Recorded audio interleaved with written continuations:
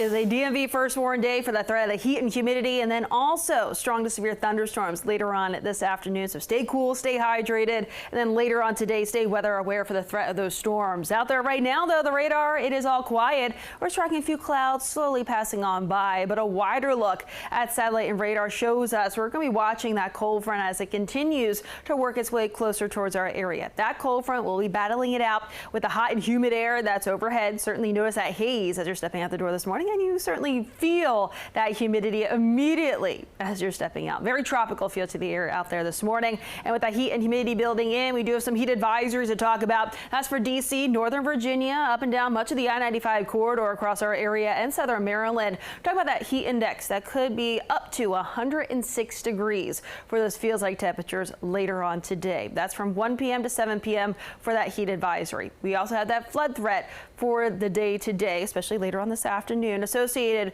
with those thunderstorms that could contain heavy rainfall. We have a lot of moisture in the air thanks to that humidity, and when you also factor in that cold front swinging in and also that heat and humidity of the day building in, really fueling those storms, we could contain those heavy downpours at times. So flood threat, that's for D.C., the metro area, Northern Virginia, southern Maryland. That flood watch from 2 p.m. until midnight tonight. That severe outlook for the day today, it's a slight risk from the Storm Prediction Center. That's 2 out of 5 on that severe scale, and that's all the air shaded in yellow, and that includes much of our area. That's from the I-81 corridor all the way across towards D.C., I-95, southern Maryland as well. So let's get right to it in terms of the timing of those showers and thunderstorms. We have those winds picking up out of the south-southwest, pumping in all that heat and humidity into the early afternoon. Those thunderstorms likely bubbling up along the I-81 corridor and back out towards the mountains. Could be as early as 2 p.m. Then as we look closer towards 4 p.m., right around that evening commute time frame, those thunderstorms will continue to advance their way eastward,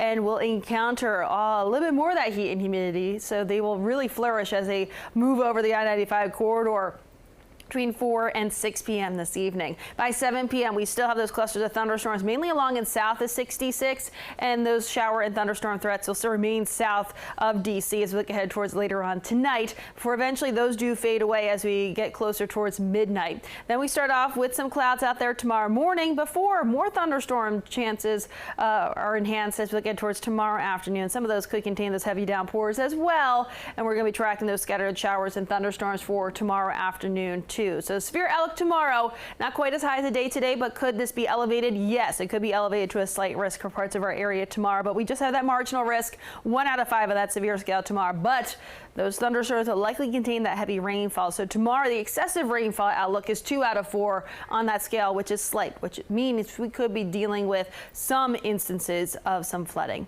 Highs today will tap out into those upper 80s to low to mid 90s, depending on location, but we're going with a high of 95 in D.C., where this feels like temperatures that could be right around 105 at times. Lows tonight falling back into those low to mid 70s, so still on the warmer side overnight. And then tomorrow, not quite as high as a day today, but still right around normal for this time of the year. Upper 80s to lower 90s, and likely going to be seeing those feels like temperatures getting close to those triple digits again tomorrow. Looking ahead through Wednesday night, still some showers and storms around. Thursday, we have that cold front approaching from the west. That'll be bringing us some more storm chances, especially later in the day Thursday. Friday also has some isolated thunderstorms in the forecast as well, likely later in the day too. So at least we do start off dry on Friday, and then we're looking at some isolated thunderstorms later on. Still some thunderstorm chances this upcoming weekend. We're not tracking a complete washout. If anything, I think we're still looking at mainly Saturday morning for the showers and storms, and then we should dry things out. And then the scattered thunderstorm chances on Sunday, I think that'll be later in the day. So at least we do have a chunk of time during the weekend where we do see some dry conditions.